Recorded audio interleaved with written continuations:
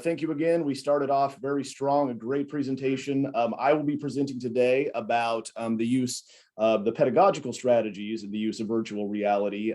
Specifically, my field would be digital humanities or art history, but the results are applicable across a broad range, including STEM, as it's based on another study come out of Iceland for their engineering students. So we'll be talking about teaching and learning in virtual reality and digital humanities. I'm Dr. James Hutson. I'm department chair of art history and visual culture, and also lead XR disruptor at Lindenwood University. So I'm in charge of ensuring that virtual reality is integrated into all programs, and that we are using best practices in order to ensure proper learning outcomes are arrived at, and not doing this willy-nilly.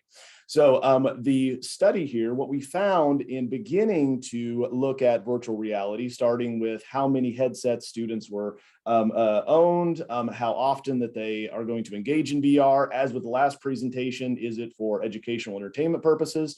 And what we found is semester after semester since 2019, with the launch of the Quest 2, we've seen an increase of about 25 to 30% of individuals that owned headsets, as we saw the ramp up of all the advertising for the metaverse and that going live. So we started using the technology and requiring students to actually have their own headsets, and we went OER to offset the costs.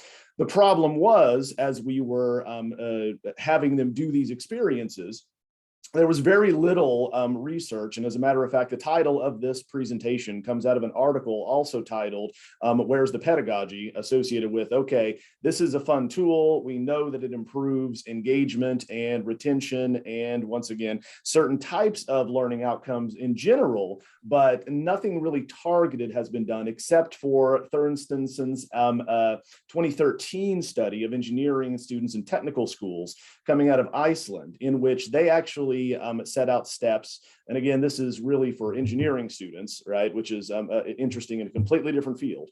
But what they were doing was trying to use VR to increase creativity in their given field. So they did a needs assessment. They had brainstorming with students. They introduced the technology. They walked through the presentation and building this within VR, and then had a post-mortem where they would discuss what they got out of it.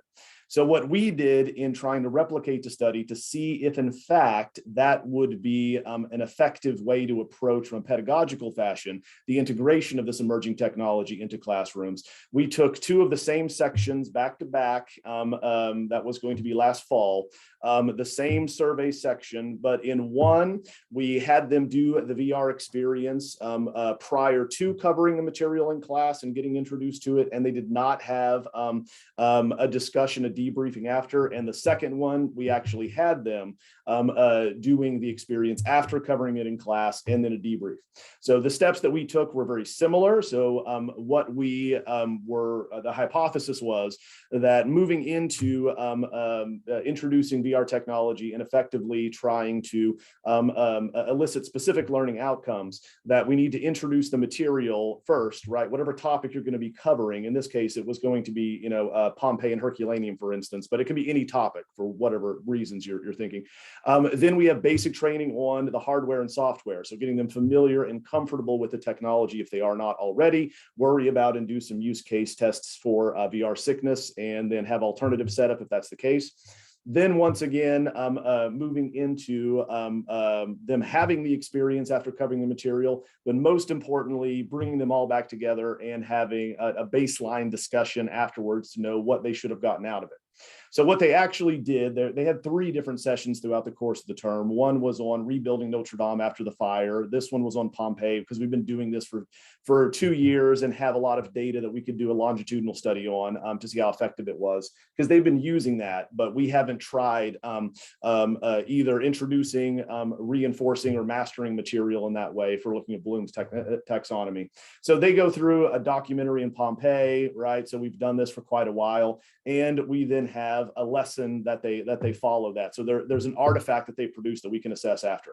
So participants were then surveyed on what they felt the technology, given their experience, was best used in applying for in the different areas, from the lower level of Bloom's taxonomy for remembering all the way up to the upper level for creating.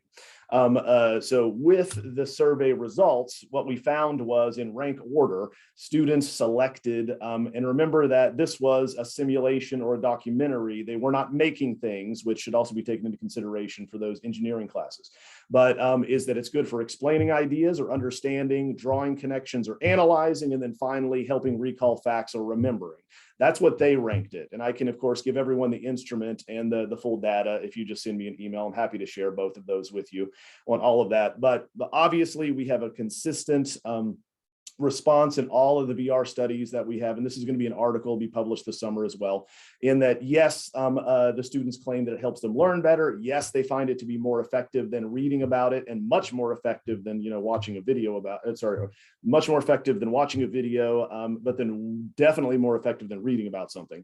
And so, but other results that come out of the study is, interestingly enough, because the students didn't know better, or that they didn't have a sense of what could be done with the technology, they both equally ranked having it introduced when it did, either before or after covering the material, equally, because they didn't quite understand what that meant. However, as seen here, we find that when they ranked the different areas for lower levels of Bloom's taxonomy, that they're ranking what they experienced. And so it really comes back to what they are, what they're presented with, what the expected outcomes are for the assignment, and then what they know is possible. We find that the group that had the instructional material prior to the experience, followed by a debrief, did the best overall on assessments. This was a mixed method study, gathering demographic data, gathering, once again, open-ended questions for qualitative information, and then looking at the actual artifacts that were presented by students and then comparing those. So what we find in the recommendations for this, for those that are going out and continuing to introduce and continue to reinforce this in their classes, is to provide students both with, if you're going to be using this to supplement information in classes, both with the instructional material first, then right before the actual experience, a low stakes session of introducing them to the hardware and software. So for instance, doing first steps is a great example of an introductory application that Meta uses, but there are plenty of others as well. And then having the experience, but then don't leave them hanging after the experience. You need a follow-up so they knew what they should have gotten out of the experience. And so that's very often with distance education, online education, where we're not closing the loop and we're telling them, go out, have this experience, play this game, download this app, but we're not following up, aside from maybe an online discussion, with a group discussing how they experienced it, and then a subject matter expert telling them this is what you should have gotten out of it. So that seems to be missing at the end. So I'm happy to share these resources as well. We have a full set of resources that were developed for individuals at all levels and all areas, from secondary to post-secondary education, to integrate this into their area, including a database of all educational applications, and then an example of how our library services put together an application request form. So again, if anyone has questions associated with that, you can feel free to call me or send me an email. I will give you all that information, as well as all the past studies that we've conducted. We have 5 studies now on VR, from the first steps of integration all the way through looking at how it best can be used for different learning outcomes. So I thank you all so much for your time, and I will close that out. And I will then turn to our other co-chair now. Did I stop sharing? I hopefully stopped sharing.